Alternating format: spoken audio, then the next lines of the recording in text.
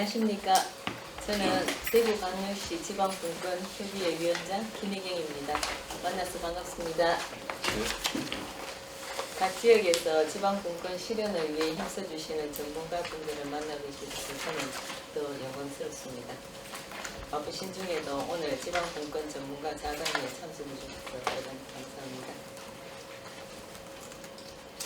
행정안전부 주민등록 통계에 따르면 2019년 12월 기준 전체 국토의 11% 정도의 면적이 수도권의 전체 인구의 50%를 차지하고 있습니다.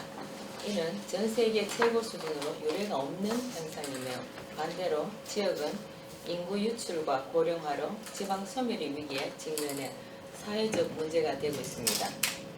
수도권 과밀을 우려한 정부가 1982년 수도권 정비계획법을 제정 공포했지만 수도권 과밀을 막기에는 역부족으로 보이며 이후 역대 정부마다 수도권 집중을 해소하기 위해 혁신도시, 공공기관 지방 이전, 행정수도 이전 등 다양한 정책을 펼쳐왔지만 실효를 거두지 못하고 있습니다.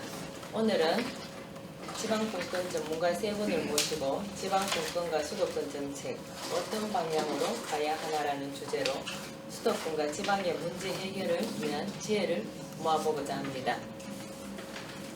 오늘 날씨가 많이 쌀쌀하지요. 이제는 아침 저녁으로 애고 많이 쌀쌀하더라고요.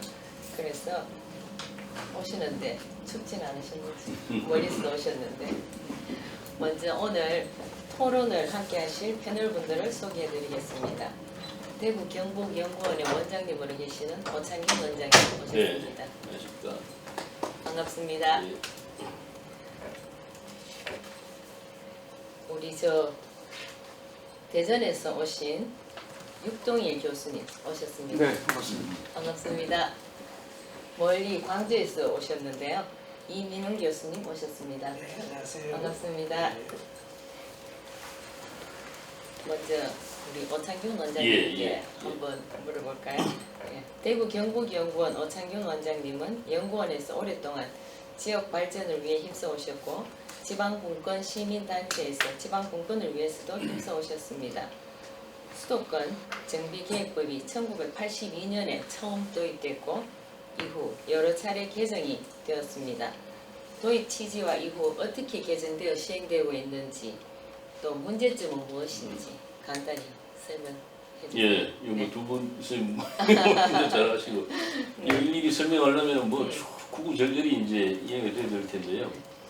제가 알기로는 수도권 정비 계획법은 말 그대로 수도권 인구 집중 그리고 과밀을 방지해서 국토 균형 발전을 실현하겠다 하는 목적으로 이렇게 제정된 것으로 알고 있습니다. 핵심 내용은 인구 집중 유발 시설 또 일정 규모 이상의 개발 사업을 규제하는 것 이렇게 되어 있습니다. 여기서 이야기하는 이제 대표적인 인구 집중 유발 시설이라 그러면 공장이라든가 대학 또 업무 시설, 판매 시설, 뭐 공공청사, 연수 시설 이런 것들이 있고 또 일정 규모 이상의 개발 사업은 뭐 당연히 택지 또 산업단지, 관광단지 뭐 이런 게 있습니다. 그러니까 이런 것들이 이제 수도권에 입지하는 것을 억제하겠다, 규제하겠다 이제 이런 그 법이 되겠습니다.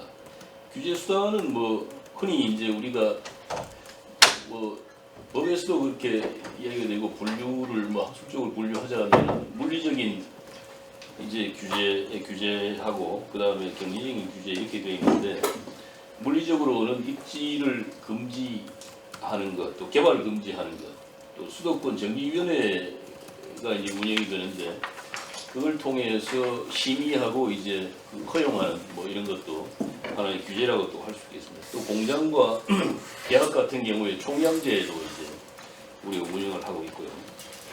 경제적으로는 만약에 이거를 이제 위반하게 되면은 과밀 부담금을 뭐 부과한다든가 또 각종 세금을 이제 중과세하는 뭐 이런 것들이 있겠습니다. 그래서 1990년대 중반까지 뭐 시기는 보는 사람에 따라 조금씩 다를 수 있겠습니다만 뭐 중반까지는 비교적 수도권 집중 억제에 초점을 맞춘 이런 정책들이 어느 정도 이렇게 작동을 했다 이렇게 볼 수 있겠습니다. 하지만은 그 이후에 들어서면은 수도권 규제를 완화하려는 그런 시도가 끊임없이 이제 이어졌습니다.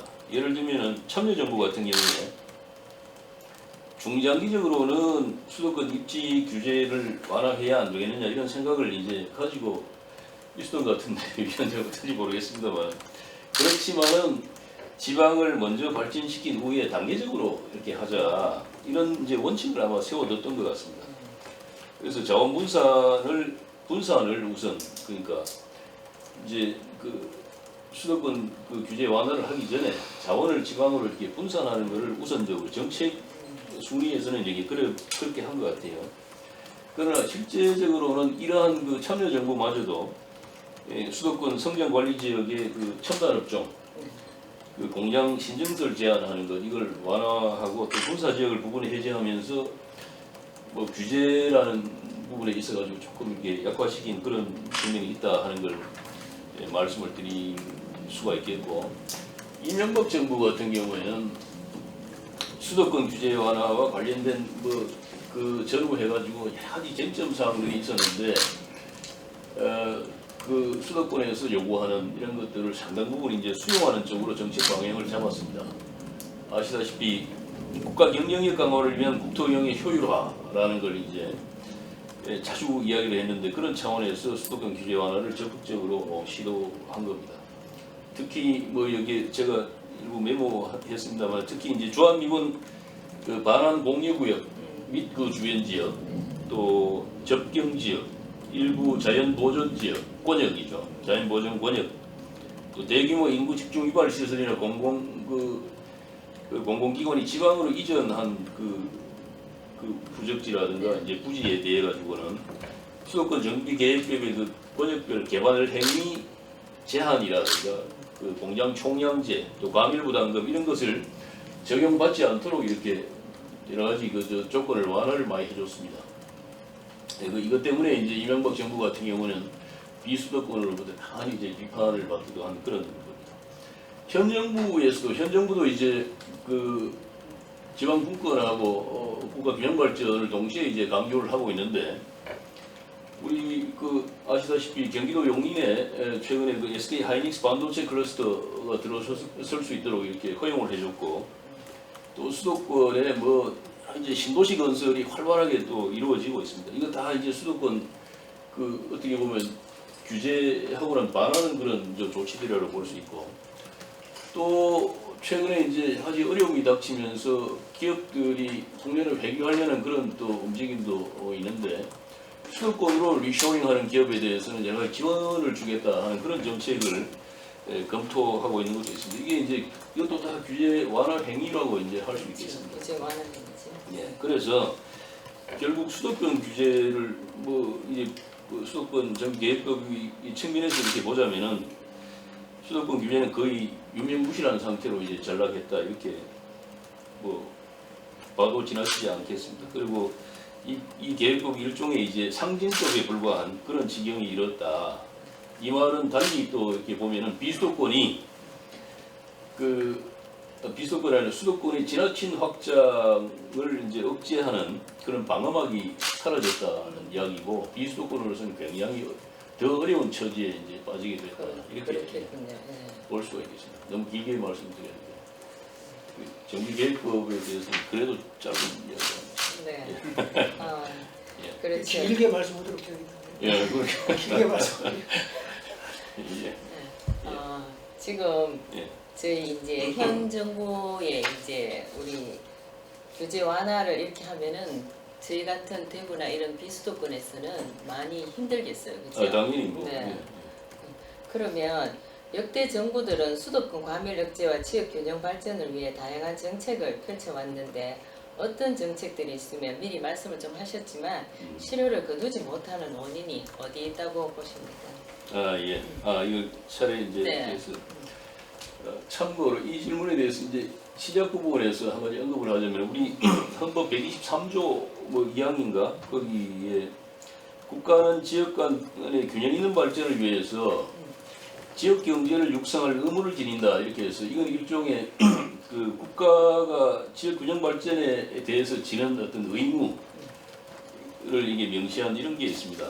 그래서 뭐 헌법의 규정도 그렇고 해가지고 하여튼 역대 정부들이 수도권 정책하고 또 지역 정책을 이렇게 이제 그 내세웠는데 이거를 시기적으로 보면은 거슬러 올라가서 1960년대 같은 경우는 그 수도권 정책의 기조는 인구와 산업의 수도권 집중을 억제하는 것 그리고 아주 초기 단계지만 그때 당시도 이제 어떤 뭐 산업을 골고루 배치하던가 이렇게 하면서 일종의 뭐 의도했든 하지 않든 간에 지방 분산을 유도하는 그런 것들이 있었습니다. 그래서 60년대 서울 인구 집중을 이제 방지하는 데 초점이 맞춰졌고 70년대에는 서울 인구의 지방 분산 네. 그 전에 이제 집중을 방지했다면 일종의 이제 기왕에 그 거주하게 된 인구를 이제 분산하는 쪽으로 그리고 80년대 가면은 수도권 재정비 뭐 이런 이제 이야기가 나오게 되고 90년대 가면은 수도권 성장 관리에 이제 중점을 두는 이런 쪽으로 약간의 이제 정책 변화가 있었습니다. 그리고 이런 수도권 정책과 함께 지역 정책도 역대 정부마다 조금씩 이제 특색이 있는 걸 보여주는데 정확한지 모르겠습니다만 김대중 정부가 이제 혁신 클러스터 조성을 통해 가지고 지역 전략 산업 육성을 이제 내세우게 됩니다. 그리고 참여정부 들어오면 뭐 워낙에 유명한 공공기관 이전과 혁신도시 또 행정수도 건설 뭐 그때 행정수도입니다. 행정수도 건설 이제 이렇게 나오고 이명박 정부가 5+2 광역경제권 대표적으로 지역 정책을 했습니다. 박근혜 정부가 행복생활권 이제 이렇게 해서 각각의 이제 역대 정부마다 나름대로 뭐 이제 성공과 실패에 대해서는 평가가 뭐 또 다르겠습니다만 대표적인 사례를 내세웠습니다. 그런데 그렇지만 역대 정부는 이런 그 지역 균형 발전 정책을 추진을 하면서도 수도권의 기업을 유치하는 그 규제 완화 이것을 그 또 뭐 어떻게든 이렇게 그 이 시도를 또 같이 하는 이런 모습을 보여줘서 그 정책의 추진에 있어가지고 일관성, 지역 정책 추진의 일관성이 과연 있는 것이냐 하는 그런 비판은 이제 제기될 수 있다고 봅니다. 실제로 이거 뭐 정부 역대 정부 구분 없이 그 지역 균형 발전 정책을 추진하면서 이제 수도권 기업 유치한 사례를 다시 한번 이제 거론을 하면 실제로 자연보전권역이라고 수도권의 권역 이제 규제하는 이제 자연보전권역 이러면 당연히 거기에 시설 들어가기 이제 어려운 건데 여기에 공장 신정서를 위해서 입주 기제를 완화하고 또 국내 기업이 경제자유구역 내에 이제 입지할 때 여러 가지 공장 총량제를 배제할 수 있도록 하는 것. 그다음에 아까 말씀드린 수도권 유통기업에 대해서 재정 지원을 허용하는 것 등등 해서 수도권 규제의 예외 적용과 또 해제 사례 이런 것들이 진보 정권이든 보수 정권이든 하여튼 다 가리지 않고 이런 조치를 이렇게 했습니다. 이게 그런 게 사실입니다. 그래서 그 종합적으로 이야기하면 수도권 그 규제 정책이 지금까지는 성공하기보다는 그 뭉뚱그려서 이제 평가하지만 실패했는데 왜 그러냐? 각 정권마다 이제 MB 정권이 이명박 정권이 가장 강력하게 이제 그런 성향을 보였는데 수도권의 경쟁력이 곧 국가 경쟁력이다 하는 그런 인식이 맞아요. 있습니다. 그런 생각을 가지고 있고 또 수도권 규제 완화야말로 국가 경쟁력 제고와 경기 활성화를 가시적으로 이루는 최고의 수단이다 하는 게 정권마다 다 그런 그 기저의 그런 생각을 가지고 있습니다. 그걸 꺼내느냐 마느냐의 문제지. 또 5년 단임제 하에서 대통령제 하에서 수도권 균열 말고는 정권이 성과를 낼 수 있는 뾰족한 방법이 또 그렇게 많지 않습니다. 지금 같은 이런 국내외적인 조건 하에서 그러다 보니까 비수도권이 반발하더라도 그걸 감수하고서라도 이 수도권 규제를 완화해서 대기업 유치하고 거기서 성과를 내고 하는 그런 이제 그 유혹을 뿌리치 못하는 그런 상황이 되어 있습니다. 우리가. 그래서 그러다 보니까 뭐 처음에 물으신 대로 수도권 규제 정책이 지역 균형 발전 정책하고 이렇게 나란히 가는 것은 참 어렵다. 그리고 이렇게 삐끌리게 가게끔 네 그렇습니다. 그 결과 이제 장기적으로 지역적인 수도권 비대화로 인해서 비수도권의 성장 잠재력과 경쟁력은 그 수도권에 비해 상대적으로 이렇게 쇠퇴할 수밖에 없는 그런 처지에 있다 이렇게 말씀드리겠습니다. 네, 수도권 규제 완화가 저희 인구가 서울로 모이게끔 하는 정책의 하나에 반할 수도 있겠어요. 지방으로 인구가 자꾸 이제 사람이 모이는 것에 그 기업이 모이는 곳에 사람이 자꾸 가게 되어 있잖아요. 그렇죠. 그래서 수도권 과밀이 자연적으로 지금 되는데 그걸 이제 어떻게 분산을 하느냐가 이제 지금은 하나의 이제 큰 화두가 되겠죠. 네, 잘 들었습니다. 네. 네. 우리 육동일 교수님은 예. 네, 제3대 대전발전연구원장을 역임하시고 대통령 소속 지방분권촉진위원회 위원 및 지방자치발전위원회 위원으로 활동하시며 지방분권과 지역발전을 위해 많이 힘써오신 걸로 네. 알고 있습니다. 네. 그동안 여러 활동을 하시면서 수도권으로 인구가 집중되는 근본적인 원인에 대해 연구를 많이 해오셨을 거로 알고 있는데 그러면 그 해결 방안이 무엇이라고 생각하세요? 글쎄요, 뭐 굉장히 어려운 질문인데요. 네. 저는 뭐 시간이 많지 않기 때문에 근본적으로 우리가 가지고 있는 문제점에 대해서 좀 말씀을 드리고 싶습니다. 앞서 다 정리를 좀 잘 해주셨는데요. 지금 저는 첫 번째로 이 개념상의 오류라고 할까요? 또 우리가 자주 사용하는 그 용어상의 네, 문제가 네, 있다고 생각을 네. 해요. 좀 사회자께서도 수도권과 지방의 관계로 이렇게 설명을 하시잖아요. 수도권과 지방. 네. 수도권도 지방인 것 지방. 같아요. 네. 예, 수도권도 지방인데 우리가 익히 이제 그렇게 자연스럽게 썼단 말이에요. 예, 예. 서울이 아니면은 다 지방으로 지방으로. 얘기하시더라고요. 그럼 서울은 중앙인가요? 그러니까 서울 사람들은 중앙이라고 인식하는 오류를 갖게 된 거죠. 네. 서울은 중앙이고 지방은 지방이고. 비수도권은 지방이라. 네. 이제 그게 이게 지금 분권과 분산의 문제에 굉장히 중요한 혼돈을 가져온 네. 거죠. 중앙과 지방 간의 관계는 이제 권력 관계, 기능적 관계, 분권의 관계. 네. 그다음에 이제 이 수도권과 비수도권 또는 뭐 지역 간의 관계는 분산의 관계가 주로 많죠. 네. 뭐 기관이나 인구를 이전한다. 그렇죠. 네. 근데 이게 막 뒤죽박죽 사용되는 바람에 네. 오히려 서울 수도권 사람들이 분권을 거부하는 현상도 나오는 거예요. 왜 우리는 당연히 중앙이고 우리가 권한을 결정권을 가지고 있어야 되는데 왜 이걸 넘겨주냐 이렇게 착각을 하는 거죠. 네. 네. 그게 이제 관습원법으로까지 연계가 돼서 서울은 중앙인데 왜 수도를 세종으로 옮기느냐 관습원법이 된 거예요. 그게 이제 위헌 판결의 배경이 됐던 거고요. 그래서 그런 문제도 있고 저는 이 수도권이라는 용어도 잘못했다고 봐요. 이제는 우리는 지금 애초부터 수도권이라는 그 용어를 그 인위적인 그 서울, 인천, 경기를 묶어서 수도권이라고 네. 하잖아요. 근데 이 백령도, 연평동도 수도권이에요. 그렇네요. 경기니까. 네. 경기니까. 인천이니까.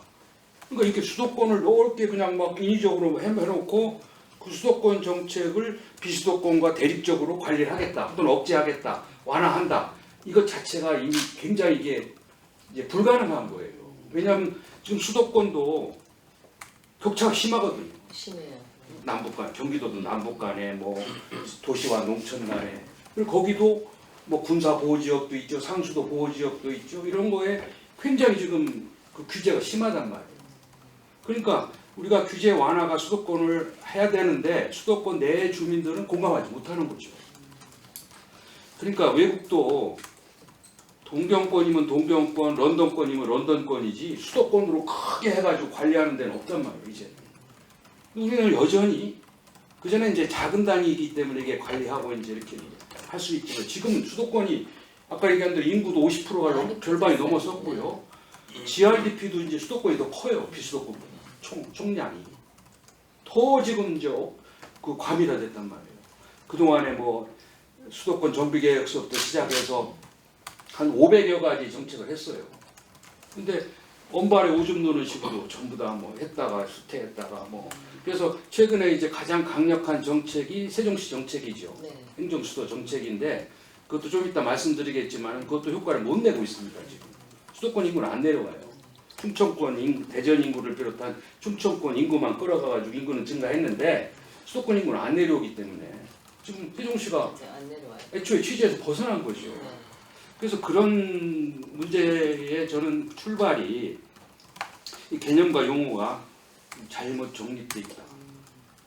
또 한편으로 지금 국가균형 발전입니까? 국토균형 발전입니까? 지역균형 발전입니까? 아, 다 쓰잖아요. 네, 다 써요. 네. 저는 그게 다 다르다고 봐요. 이제 정리를 해봐야 되겠지만은 국가의 개념은 더 큰 거잖아요. 거기는 분권도 소속될 수도 있고 뭐 다 또 국토라고 그러면 이건 또 공간적인 개념일 수도 있고요. 지역이라면은 또 주체가 또 달라질 수도 있고. 달라질 수 있죠. 네. 이거를 막 뒤섞어서 쓰다 보니까 혼돈이 온 거예요. 또 균형이라는 의미도 우리가 정확히 모르잖아요. 이게 기회의 균형인지, 결과의 균형인지, 평등인지, 형평인지. 이거는 굉장한 디테일한 차이가 있어요. 근데 우리 학계에서도 이제 이게 책임이 있습니다만 네. 이거를 정립을 잘 안 해놓은 가운데 하다 보니까 우리가 인식이 오류가 생기고 그게 행동으로 나타나고 문제점이 되고 그걸 해결하는 방법도 난해해지고 저는 근본적인 원인이 거기에 있다. 그래서 문제 해결이 지금 자꾸 그렇게 돼 있다. 늦어지고, 네. 네, 그렇게 저는 첫 서로 번째로 인식이 잘 안 되어 있는 것 같아요. 당연하죠. 그리고 이제 두 번째는 지금 그 요번에도 마침 우리 자담에 갔기 전에 이제 한국판 뉴딜 얘기가 네. 나오면서 네. 지역 균형 뉴딜까지 포함해서 지금 정부가 어마어마한 좀 계획을 내놨어요. 보니까 무려 이제 160조에 해당하는 한국판 뉴딜 중에 75조 3천억을 지역 네, 균형 요번에 뉴딜로 그렇게 많이 쓰시더라고요. 그렇게 해서 지금 뭐 각 자치단체가 난리가 났습니다. 서로 그 돈을 쓰려고 하시죠. 그래요. 이게 뭐 저는 상당히 기대도 되지만 아까 처음에 말씀하신 대로 이게 처음에 나왔어야죠. 정부가 정권이 출범할 때 처음에 나왔어야죠. 근데 대개 보면 저희 노무현 정권 때도 그랬고 이렇게 보면 지방 분권에서 출발해요. 지방 분권을 제일 큰 정책으로 내놔요. 그러다가 조금씩 바뀌더라고요. 지방 분권에 대해서 굉장히 이제 위축이 되고 조금 이렇게 좀 작아져요. 그러다가 균형 발전과 혁신으로 가요. 그게 이게 뭐 정권의 어떤 이제 뭐 힘이랄까, 좀 이제 임기가 가까워지면서 또 지역을 조금 이렇게 관리해야 되겠다는 또는 선거를 염두에 두겠다는 그런 것과 조금 맞물리는 것 같아요. 지금도 임기가 얼마 남지 않은 시점에서 이거를 내놓고 지역마다 경쟁을 시키는 거죠. 경쟁. 지금 보면은 136개 지자체가 다 지금 이 준비를 하고 있고 신청을 하고 있더라고요. 네. 광역 단위별로 또는 기초도 뭐 한 125개별로. 근데 이게 저는 모처럼 지금 대구경북 통합 얘기도 나오고 부울경 통합 얘기도 나오고 하는데 이게 진행이 되면 통합 얘기, 협력 얘기는 없어집니다. 그렇겠지요. 자치단체별로 경쟁을 해야 되기 네, 때문에 경쟁을 해야 돼요. 예. 그리고 중앙정부에 로비를 해야죠.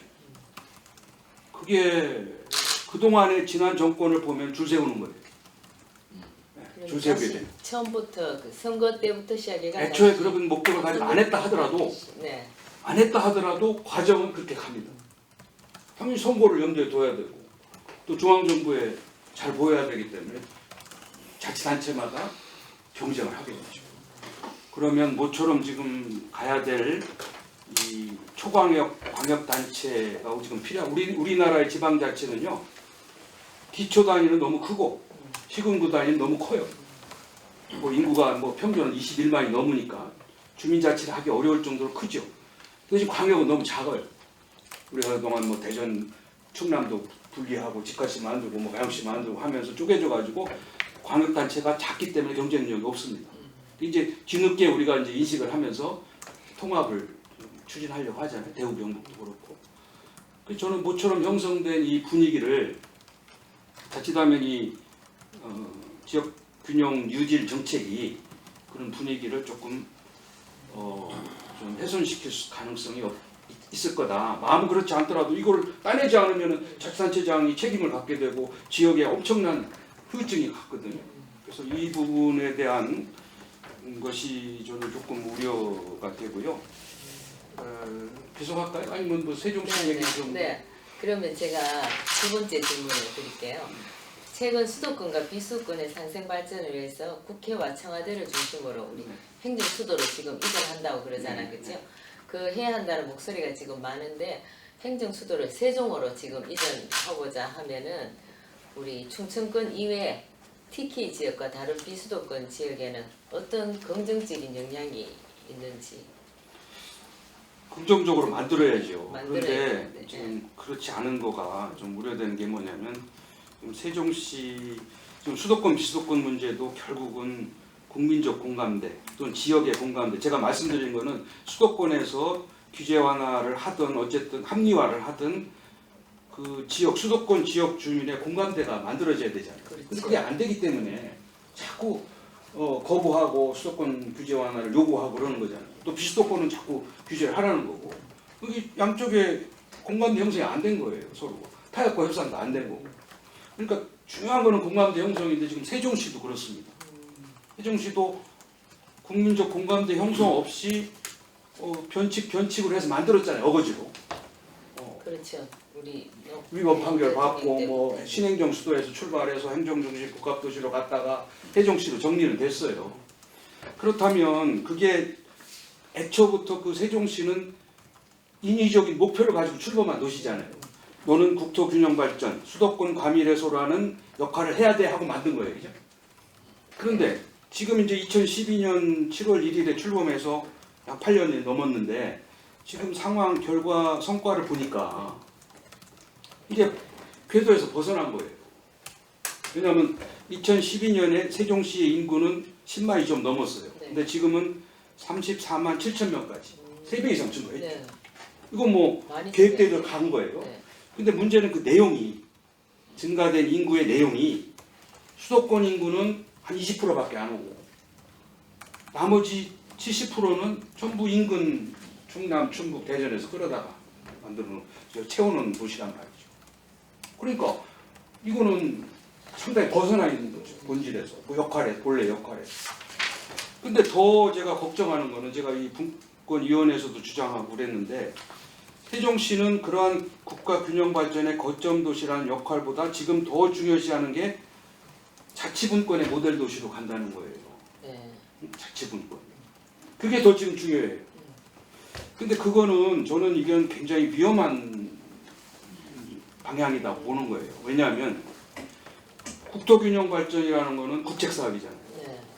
거기에는 지역 간의 상당한 갈등 문제도 있을 수 있고 여러 가지 견해 차도 있을 수 있는 거를 해야 된단 말이죠. 근데 자치 모델이 자치가 강화되면 꼭 거부하죠. 왜 우리는 좋은 것만 가지려고 하죠. 우리가 싫은 건 안 하려고 하죠. 유권자들의 목소리가 커지죠. 그러니까 지금 외국의 사례를 보면 그 뭐 워싱턴 DC나 뭐 캔버라나 뭐 저기 브라질리아나 이런 나라는 오랫동안 자치권을 제약을 했다. 그 수도가 완성될 때까지는 자치권을 제약을 하고 국책 사업을 원만하게 추진할 수 있도록 한 다음에 나중에 자치권을 줬어요. 워싱턴 DC도 1800년에 수도가 됐는데 시장을 자치적으로 뽑은 거는 1974년이에요. 무려 170년을 그게 이제 자치권을 안 준 거예요. 근데 그게 민주주의를 몰라서 안 줬겠어요? 지방자치를 몰라서 안 했겠어요? 균형 발전이라는 국익을 위한 정책을 원만히 추진하기 위해서 자치권을 제한하고 연방 관할 구역으로 둔 거예요. 근데 우리는 너무 빨리 이게 완성이 되면 자치권을 줘야죠. 근데 너무 빨리 자치권을 주려고 하는 바람에 거기는 자치경찰제도 먼저 선도적으로 한다는 거고 주민자치회도 먼저 만든다는 거고 이렇게 하면은 자기의 세종시 주민들의 이익과 타 지역의 국익과 충돌될 때 세종시장이 뭘 선택하겠습니까? 그러니까 이게 저는 굉장히 위험한 방향으로 가고 있다 지금. 그러니까 지금 여러 가지 일들을 해결하고 수도권 인구도 끌어내려야 되고 또 인근 충청 지역과도 상생을 해야 되는 세종시가 지금 상당히 지금 변질되어 가고 있다는 저는 그런 위험성을 좀 이야기하고 싶고요. 그래서 그걸 바로잡아야 된다 그런 생각을 세종시에 네. 갖고 있습니다. 네. 그리고 그런 차원에서 제가 이제 그 대안적으로 말씀을 드린다면 네. 결국은 우리 이 세종시와 이제 저 수도권과 비수도권 문제는 아까 말씀드린 대로 네. 이제 수도권이라는 그러한 인위적인 행정구역 이걸 좀 바로 잡는 것부터 시작해서 분권, 분산 뭐 이런 거에 대한 용어를 정립을 잘 하고요. 그 다음에 이 지금 나와 있는 뭐 지역 균형 뉴딜 문제를 또 제대로 하려면 정말 지역 균형 발전 또는 지방 분권에 대한 분명한 비전과 목표와 전략과 액션 플랜과 성과 지표가 잘 연계가 돼서 제대로 추진이 돼야지. 뭐 항상 그냥 뭐 이렇게 따로 놀면서 뭐 어떤 그 정치 이슈처럼 이렇게 되면은 성공하기 쉽지 않다. 그런 생각이 들어서 일단 거기까지 말씀드리겠습니다. 네, 말씀 잘 들었습니다. 우리 이제 중앙과 지방이 항상 이렇게 공존해가지고 이렇게 가야 되는데 항상 지금은 정치화, 이슈화로 무슨 문제가 이제 이렇게 정책이 하나씩 되니까 더 힘든 것 같아요. 예, 그게 체계적 연계가 안 되고. 연계가 안 예, 됐을 예, 것 맞습니다. 같아요. 네, 잘 들었습니다. 우리 이민훈 교수님, 네. 우리 제2대 대통령 소속 국가균형발전위의 위원장을 역임하셨고 지방분권 시민단체에서 오랫동안 활동하시며 지방분권과 지역발전을 위해서 많이 힘써 오셨는데요. 우리 위원장으로 활동하시면서 역점을 두셨던 사업들이 어떤 사업들이 있으며 지방분권과 관련해서 어떤 의미가 있는지 설명 좀 해주세요. 네. 저는 그 이게 영남과 호남을 이렇게 그 자주 왕래를 했어요. 그러니까 제가 이제 어렸던 시절에 그때 이제 영남 호남을 좀 화합해야 되지 않나 뭐 그런 운동. 그러니까 제가 주로 운동을 했던 지방 분권 운동 이전에는 그 영호남 화합 운동을 네. 그런 거를 했어요. 주제를 함께. 뭐 그러니까 이제 있는 분들을 상당히 많이 알죠. 근데 그래서 이제 대통령 선거가 다가왔을 때예요. DJYS가 네. 선거를 했고 DJ가 졌던 그 선거. 그때 영남 호남 어느 중간쯤에서 사람들이 만났어요. 지리산 지리산. 네네. 만나가지고 거기서 하룻밤 자면서 이제 이런저런 이제 뭐 행사를 하는데 그때 누군가가 이렇게 제안을 했어요. 우리가 좀 선거법을 위반해가지고 교차로 찍어주도록 하자. 영남 분들은 DJ를 찍고 호남 분들은 YS를 찍고 이렇게 좀 해가지고 이거를 대국민 선언회의를 하자. 그럼 선거법 위반이지 않겠어요? 뭐 그것도 감내하면서 그렇게 가야 되지 않겠냐. 근데 제가 그때 간사를 했어요. 그래서 제가 성명서도 쓰고 막 그러다가 이제 그 좀 실천은 안 됐어요. 그래서 선언을 못 했어요. 근데 도중에 어떤 분위기 있었냐면 이제 그날 행사에서 분위기가 무르익어가니까 3, 4, 5 막 얘기를 하는데 뭐 술도 드시고 러브샷도 하고 뭐 그러시더라고요. 그런데 제가 뭐 영남 테이블인지 호남 테이블인지는 말씀은 드리지 않겠지만 그분들이 주로 모여있는 그 지역 테이블에서 야 오늘 우리가 한 20표 벌어간다 이러는 거예요. 그날 한 40명 모였었거든요. 20명씩. 좀 차이가 있었고. 20명 벌어서 간다는 거예요. 그러니까 우리 지역은 그냥 뭐 찍을 거고 저 사람들이 우리 찍어준다고 하니까 아주 좋다. 이런 얘기를 키득키득 그러면서 하는 겁니다. 아마 그때처럼 충격받기가 사실은 쉽지 않았을 거예요. 지역 감정이라는 게 참 문제가 많다고 생각을 한 사람들이고 생각만 하는 게 아니라 행동으로 옮겨서 그런 운동을 막 하는 사람들이고 그것도 또 이동을 해와가지고 지리산까지 와가지고 이렇게 했으면은 그래도 일반 시민들보다는 훨씬 더 이런 문제에 대해서는 전향적으로 하시는 분들은 아니에요. 근데 그 테이블에서 20표 벌어서 간다 이렇게 말을 할 정도니 그때 이후로 제가 영원한 화합운동은 접었던 것 같아요. 불가능한 일이구나. 그래서 이제 이거 왜 이렇게 됐을까? 왜 이럴까? 하고 생각한 게 그때는 처음에는 제가 생각해보다 이런저런 모임도 가고 토론회도 가보고 하면서 아 이게 중앙 집권 때문이구나 이런 느낌을 갖게 하더라고요. 권력이 중앙정부에가 있고 이 권력을 누가 잡냐 어느 지역에서 잡느냐에 따라서 중앙 집권제면은 그 자원 배분을 권력 입맛대로 한다고 저는 뭐 그렇게 하리라고는 생각은 않지만 근데 이제 그렇게 생각들을 하니까 정권을 쟁취하기 위한 거는 요즘으로 말하면 진영 논리라고 부르는 그때 당시는 지역 감정 논리죠. 그렇게 격돌을 하는구나. 그래서 뭐 이런 그 뒤로 우연치 않게 이제 이런저런 지역 운동을 하다가 이제 지방 분권이라는 화두가 던져지면서 거기에 저 나름대로는 올인을 한 거죠. 집권 구조를 깨지 않고서는 영원한 지역 감정 문제도 해결할 수 없다. 그러니까 중앙의 권한을 지역으로 이렇게 다 지방 정부로 다 주고 나면 뭐 권력 잡느라고 이렇게 망국적으로 할 필요는 없지 않겠는가. 그런 거 하나 하고 또 저는 이제 경제학자입니다. 그러니까 우리나라의 문제라고 하는 것을 보면 이제 뭐 이 독재의 문제도 있었고 또 남북 분단의 문제도 있었고 뭐 그렇지만 그런 문제는 어느 정도 이제 해결이 돼가고 있잖아요. 근데 남아있는 고도 성장 과정에서 아직도 줄기차게 남아있는 게 불균형 문제란 말이죠. 수도권 비수도권, 서울 그 외의 지역 이렇게 돼서 이 불균형 발전은 또 왜 됐을까? 그 이야기도 역시 중앙 집권 때문이다라고 저는 이제 그거는 경제학도로서 이게 권력을 휘두르는 것에 자본이 몰린단 말이죠. 그러다가 제가 어느 지역에 가서 정약용 씨 예를 들어다가 좀 혼난 경험이 하나 있는데 그 다들 국민들이 많은 분들이 존경하는 정약용 선생님께서 이제 지금은 많이 알려진 내용이기도 하지만 자녀들에게 편지를 쓸 때 너희들은 사대문 안에 살아라. 그래야 권력자들과 교류를 통해서 훌륭한 성공할 수 있다. 촌에는 가지 마라. 그거를 제가 좀 한탄을 하는 것을 좀 했어요.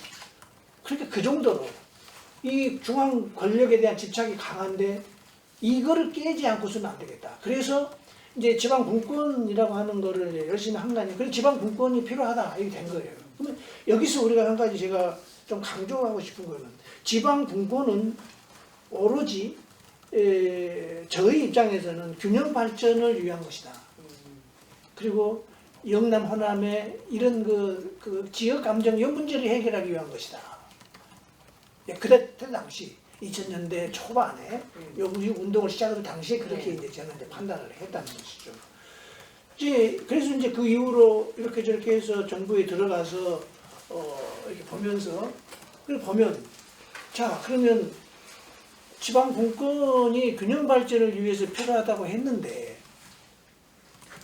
또 지방 분권을 하려고 보니까 또 한 가지 문제가 있는 거죠. 자 지방 분권을 서울은 안 할 수 없잖아요. 서울시청에도 지방 권한이 가야 되고 경기도청에도 지방 권한이 가야 되고 대구시청에도 뭐 강주시청에도 다 지방 권한이 이제 분권화돼서 갈 거란 말이에요. 이렇게 되면 이제 지역 간의 그 여러 가지 그 차이가 우선 서울의 그 지역 역량의 차이와 그 비서울의 그 지역 역량의 차이가 또 현저한데 여기서 지방 분권에서 바로 지방 자치로 가고 그렇게 되면은 불균형이 오히려 심화되네. 그러니까 균형 발전을 추구하고자 지방 분권을 했는데 지방 분권이 또 불균형을 심화시킨다. 그러면서 정권 내부에서도 당시에 균형이냐 분권이냐 또 열심히들 논쟁을 하고 그랬었죠. 그래서 저는 이 균형 발전을 추구하기 위해서 지방 분권을 했다. 그런데 균형 발전이 불균형 발전이라고 하는 것이 또 지방 분권을 하는 데 있어서 발목을 잡는다. 그래서 저는 이제 이렇게 생각합니다. 균형 발전을 위해서 지방 분권이 필요하지만 또 지방 분권을 위해서 균형 발전이 필요했던 거예요. 그럼 지역 간의 경제적 격차를 완화시켜줘야 지방분권이 가능하겠다 하는 그 생각이 든 거죠. 그러니까 지방분권이 균형발전에 위해서 필요하고 그리고 이제 이 지방분권을 위해서 균형발전이 필요하다. 그래서 균형발전 정책이라는 것이 필요했던 것이죠. 그래서 지방분권과 균형발전을 양립할 수밖에 없었던. 그래서 저는 이제 뭐 지방분권을 줄곧 주창한 사람이었지만 이제 지역 경제력을 격차를 완화하는 데 중점을 두고 있는 균형발전위원회에서 일을 했어요. 네. 그래서 지금 그 사회자께서 질문해 주신 바가 네. 이제 그렇게 해서 제가 이제 그 위원장으로 이제 활동을 뭐 하게 되는데 네. 그래서 그러면 이 당시에 이제 여러 가지 사업 중에서 우리는 뭐 이 지금 조금 이따 얘기할 뭐 네. 이런 것까지는 신도시 그런 정책도 뭐 있었겠지만 또 그거는 이제 공간 정책이라고 해서 그렇게 이제 우리 마련을 했던 것이고 그런데 또 중요했던 것이 이제 혁신이라는 것이었어요. 그러니까 이제 혁신을 어떻게 할 거냐? 그러면 혁신 누가 하죠?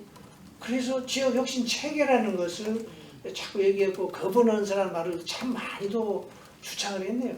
그 좀 체계를 갖추어서 하도록 하자. 그래서 과거에는 지방 정부만 지방 정부 있고 지방 의회 있고 시민사회 이렇게 있긴 하지만 이게 융합돼서 뭐 해지를 잘 않고 있지 않냐. 그래서 지역에 그 지역을 운영해 갈 수 있는 주체들이 좀 모여서 지역의 방향도 정하고 네. 그래서 그 방향을 행정부에서는 방향에서 만들어진 정책을 짜고 그리고 집행을 하고 그 집행이 잘 이루어졌는지 의회는 또 감시를 하고 감독을 하고 이런 것들을 좀 행정부와 독립된 행정부로부터 의회로부터 또는 좀 약간의 독립된 그거를 좀 넣는 컨트롤 타워를 만들어보고 싶었던 거죠.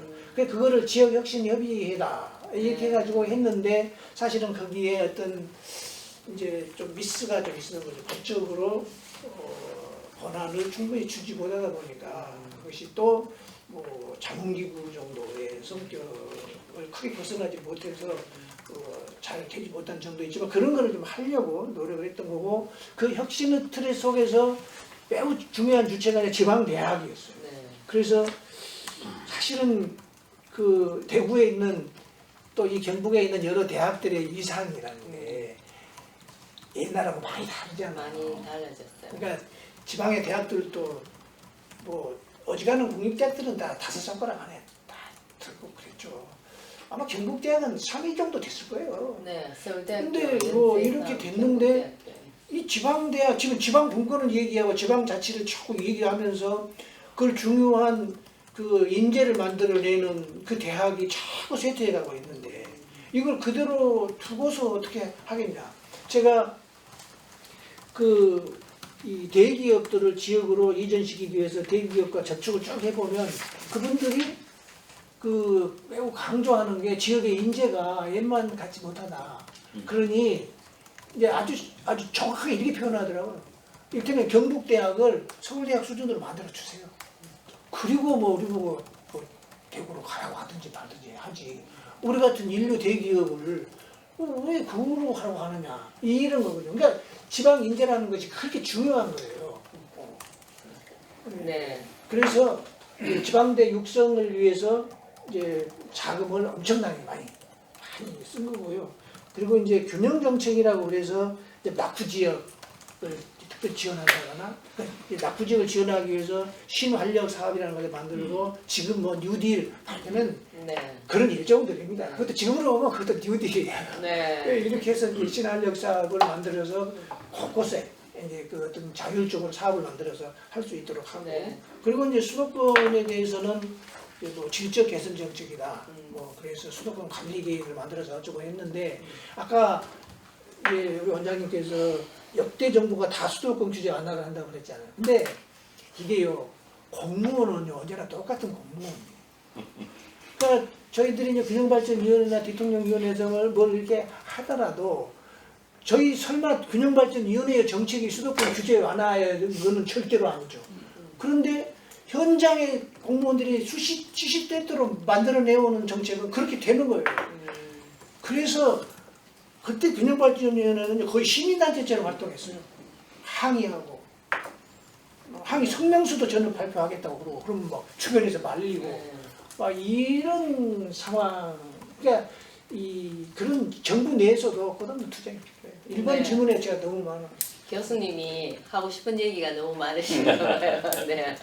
그래서 우리 그러면 이제 우리 두 번째 질문을 마지막에 그치? 우리 하고 싶은 얘기는 나중에 한 번 더 하시고 공공기관 지방 이전과 혁신도시가 우리 한묶음과 같잖아요.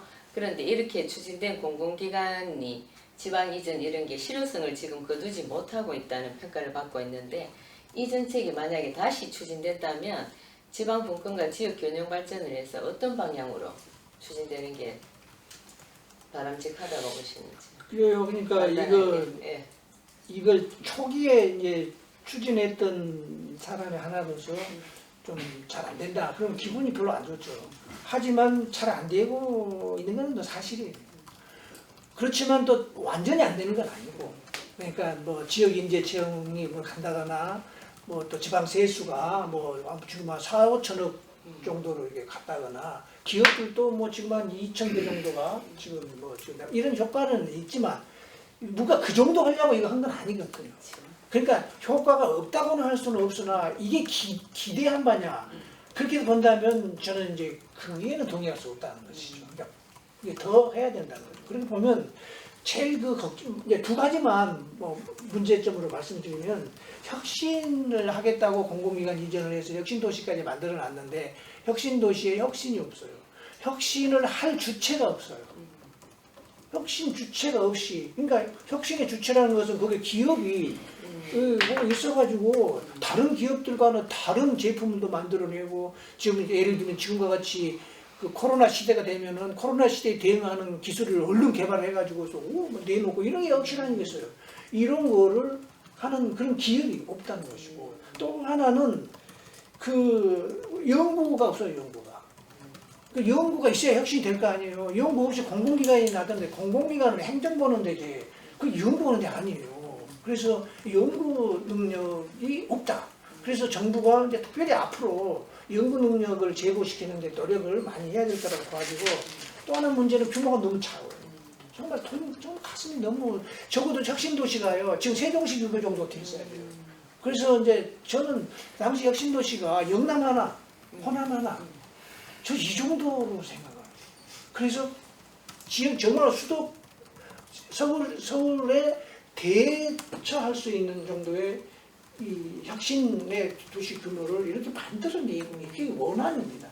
근데 이게 또 그렇게 되다 보면은 또 그 강력 단체장들이 가만히 있지 않잖아요.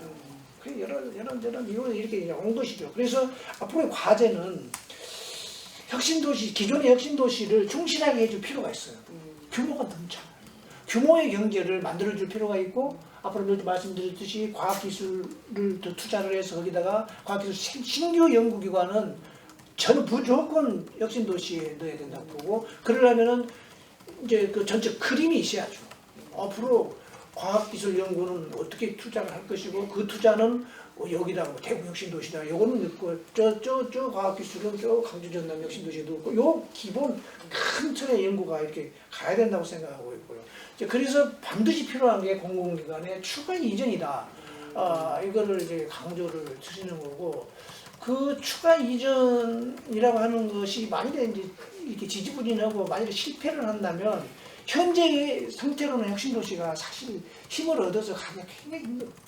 그래서 추가 이전, 1차 이전 때 좀 미스를 했던 것들을 보완하면서 이제 뭐 부동산 문제도 좀 하고 또 뭐 아무렇게나 상가가 들어간 것도 좀 막고 또 주민들의 그 주거 여건, 정주 여건 같은 것을 이번에 추가 이전하면서 새로 이렇게 좀 짜줄 필요도 있고 이런 노력을 좀 해야 된다 싶고 또 제가 강조드리고 싶은 것은 아까 혁신 주체 기업 얘기를 했는데 이 기업이 서울에서 그냥 잘하고 있는 기업을 서울에서 잘하고 있는 대기업을 지역으로 오라고 그러면은 도대체 뭘 얼마나 큰 걸 좋아해 오겠습니까?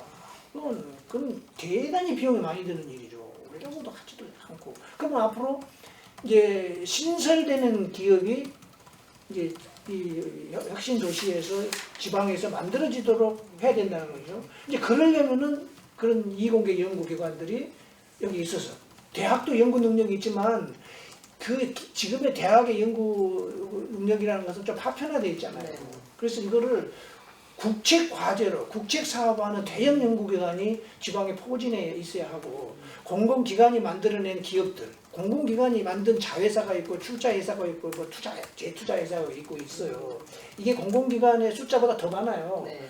그러니까 이게 공공기관보다 효더 경제적 파급 효과가 있는 거예요. 공공기관은 행정기관이라니까. 네. 행정기관이 지방에 와서 무슨 일을 얼마나 하겠어요. 세금 내주는 거 말고. 네. 국민.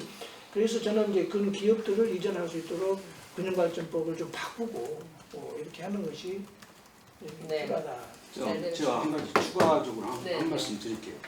지금 뭐 다 정리를 잘 해주셨는데요.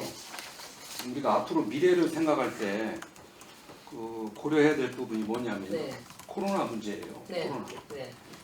코로나 문제가 아직도 해결이 안 되고 조금 진행이 된다면 그야말로 이제 뉴노멀 사회가 되잖아요. 네.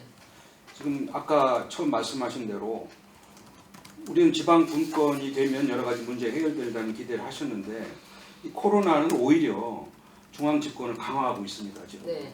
이 이른바 빅브라더가 탄생하고 있는 거라 지금 세계적인 현상입니다. 이제 정부가 컨트롤 타워가 중앙 정부가 컨트롤 타워가 돼야 되고 또 중앙 정부 중심으로 재정 지출을 자꾸 해야 되니까 네. 중앙 정부의 결정권이 점점 커지죠.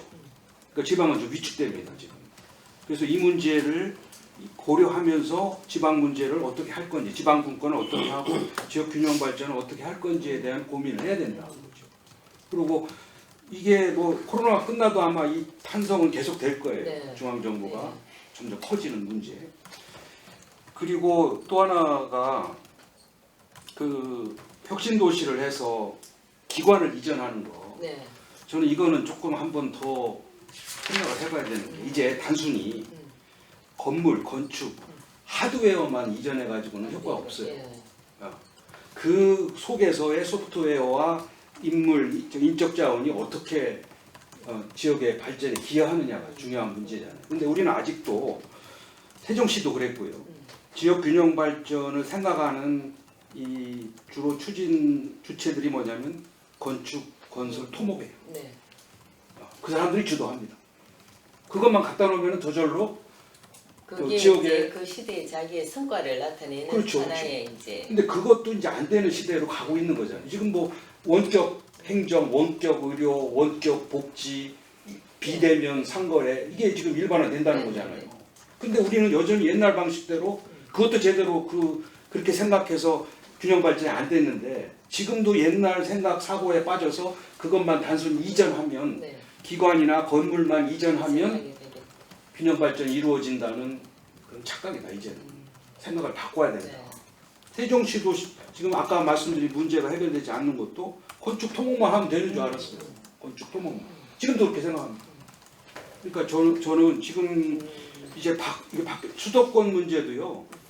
뭐 대기업이 본사가 있고 뭐 행정기관이 남아 있고 네. 이게 문제가 아니라 수도권에서 이루어지는 정보, 금융, 빅데이터 이게 거기 수도권 중심으로 이루어지고 있기 때문에 다 유턴 현상이 나오는 거예요. 네.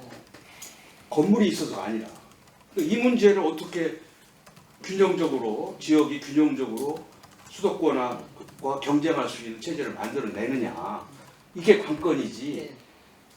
기관 153개 넘어간 거 이제 앞으로 124개 갖고 우리 지역이 아무리 머리 터지게 싸워도 네. 효과는 없다 저는. 맞는 말씀입니다. 네. 마지막 우리 어창기 원장님 또왜 한 뭐 말씀 추가로 할 이야기 혹시 있으시면 우리 이제 육동일 원장님 방금 이제 네. 말씀하셨는데 코로나 시대에 중앙 집중이 이제 이게 분권 차원에서 보자면은 이제 그렇습니다. 이 균형 발전하고 또 다른 차원의 그 흐름이 그 이제 저는 그거를 뭐 다른 데서도 이제 이야기하면서 재집중이라고 이제 이야기를 했습니다만 최근에 쭉 흐름을 거슬러 올라가면은 그 뭐 산업적으로 얘기하면 대량 생산 체제 하에서는 이제 아무래도 그 산업적으로도 중앙 집중이 되고 또 행정 부분도 마찬가지입니다. 중앙 집중됐다가 정부화되고 이러면서 분권의 흐름이 이제 그 시민사회도 이제 강해지고 하니까 중앙 정부의 권력이 당연히 이제 탈거리화되고 이제 그 분산 아니면 탈집중, 집중돼 있다가 탈집중으로 가는데 그 흐름이 여기 흘러왔습니다. 왔는데 뭐 우리 국내적으로도 마찬가지고요. 탈집중 현상이 이제 분권이 강하게 하면서 이렇게 됐는데 그거는 뭐 지방 분권이기도 하고 그다음에 시민사회 쪽으로 권한을 나눠주는 어떤 이런 흐름인데 뭐 우리가 그 눈으로 봐도 그렇고 뉴스를 접해도 그렇고 하여튼 분명하게 가시적으로 재집중 현상이 있는 것은 사실입니다. 중앙이 이걸 그 감염병을 통제하기 위해서도 그렇고 자원을 보다 효율적으로 효과적으로 뭐 이렇게 쓰기 위해서도 그렇고 맞아요. 재집중 현상이 하여튼 강하게 일어나고 있다. 이것이 과연 이제 바람직하냐 그렇지 않느냐 또는 우리 그 시민들의 의식 수준이라든가 여러 가지 이미 제도화된 여러 가지 흐름 속에서 이 바람직하냐 하는 거는 이제 한번 현재로서는 불가피하죠. 네, 불가피한 면이 있는데 그건 논의를 한번 이제 해봐야 될 문제가 아니냐. 그건 분명하게 이제 그거는 뭐 한번 검토를 정치적인 어떤 그걸 떠나서 뭐 검토해야 되는 건 맞다. 우리가 이야기하는 수도권 정비 계획법이라는 거 무슨 균형 발전하고는 또 다른 차원에. 근데 이런 현상은 또 균형 발전에 미치는 영향도 아마 분명히 있을 겁니다. 뭐 이 자리에서 이렇게 뭐 간단하게 이렇게 지금 할 건 아니지만 같은 연계선상에서 한번 논의를 앞으로 네. 그 진지하게 한번 해봐야 되겠다 이런 생각을 합니다. 네, 고맙습니다. 여러 가지 질문에 대해서 쉽게 설명해 주시고 또 어떤 거는 조금 이제 우리 어렵게 와닿는 그런 것도 있는데 지방 분권이 우리 꼭 필요하다는 거는 모두 이제 절실하게 느끼고 있는데 지금은 코로나로 인해서 중앙이 많이 집권이 되고 또 우리 시민들이나 많이 또 불안해하는 그런 것도 있기 때문에 지방 분권에 대해서 이제 일반 시민들한테 홍보도 좀 많이 해야 될 것 같아요. 근데 지금 그게 좀 코로나로 인해서 많이 희석된 것 같아요. 그래서 우리 이제 인구가 과밀로 이제 서울로 이제 막 되고 그걸 분산하기 위해서 우리가 여러 가지를 이제 노력을 많이 하는데 쉽지는 않은 것 같습니다. 네. 이것으로 우리 지방 분권과 수도권 정책 어떤 방향으로 가야 하나 토론회를 마치겠습니다. 함께 해주신 세 분께 감사드립니다. 여러분 함께